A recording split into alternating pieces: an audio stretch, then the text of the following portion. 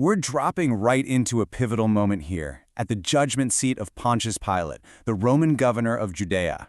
It's early in the morning, and a decision is about to be made that will, quite literally, echo through all of history.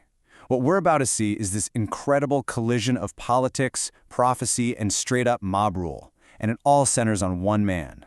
So just as Pilate gets settled on the judgment seat, the whole proceeding gets interrupted. And this brings us to verse 19, where an urgent message comes in, not from some legal advisor, but from his own wife. She's just had this awful, disturbing dream about Jesus, and she sends this chilling personal warning: have nothing to do with that just man. Now, you really got to understand the cultural context here to feel the weight of this moment.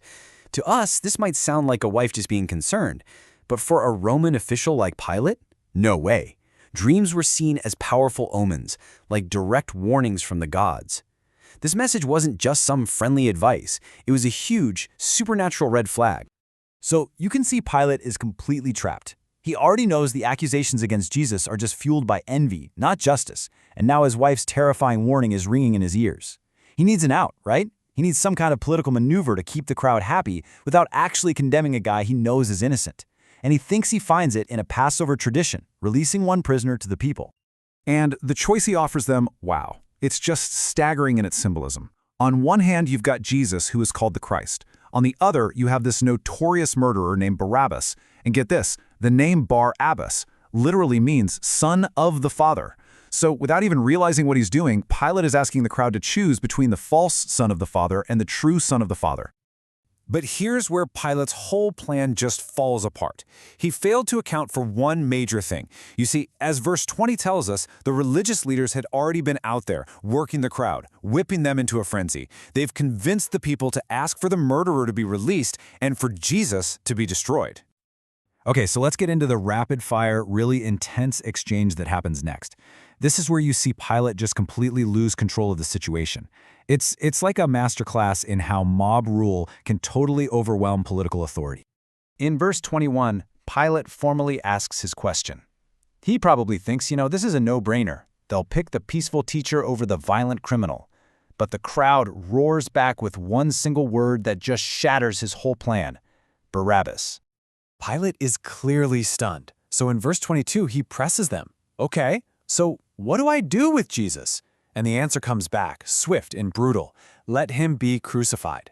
And we have to remember, this wasn't just a call for execution. This was a demand for Rome's absolute cruelest, most humiliating form of punishment, something they saved for slaves, rebels, and the worst enemies of the state. So, in verse 23, Pilate makes one last, desperate appeal to reason. He asks, why? What evil has he done? I mean, he's basically declaring Jesus' innocence for the third time here. But reason has left the building. The crowd doesn't even bother giving an answer. They just get louder, screaming and chanting like a violent, frenzied mob. Let him be crucified.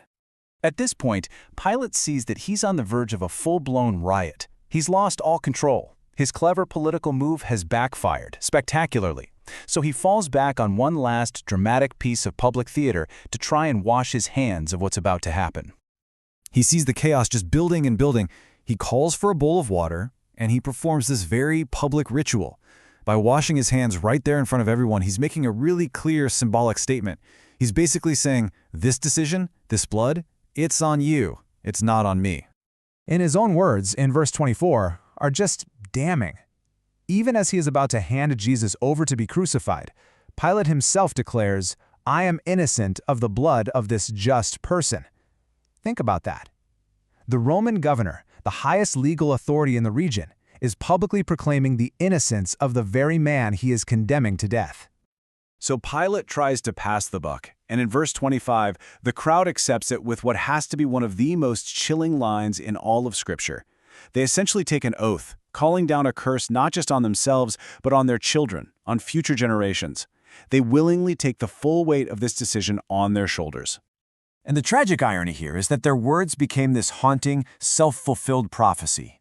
Because within a single generation, in the year 70 AD, the Roman legions came. They sacked Jerusalem, they destroyed the temple, and they filled the streets with bloodshed. The very curse they called down came to pass. And that brings us to verse 26, the final verdict. Pilate releases Barabbas. The guilty man, the murderer, he just walks free. He then has Jesus scourged, which is a horrifically brutal whipping, and hands him over to be crucified. The great tragic exchange is now complete. The innocent is condemned, and the guilty is set free. You know, this whole account leaves us with a really profound and difficult question.